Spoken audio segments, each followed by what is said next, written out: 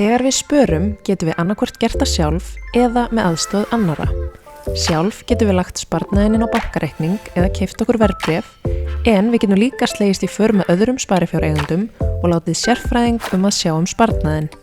Það heitir sjóður. Skoðum einfalt dæmi sparnað í sjóði.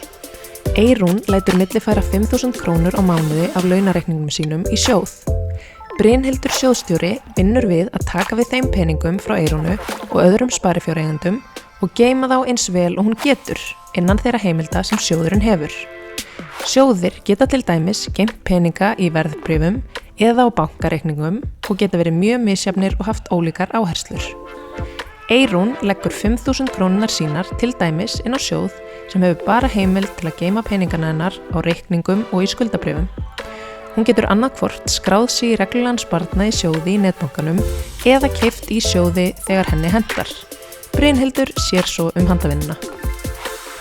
Sparnaður í sjóði í boði fyrir alla og góður kostur fyrir sparnað. Sparnaði í sjóðum getur fylgt kostnaður, til dæmis gjald þegar keypt í sjóði og árlegur kostnaður sem nefnist umsjónarlaun.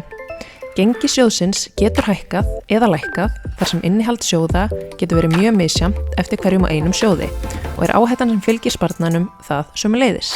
Þess vegna best að kynna sér þau mál vel og vandlega áður en haldið af stað með því að svara til dæmis spurningalista og ræða við verðbréfaráðgjafa.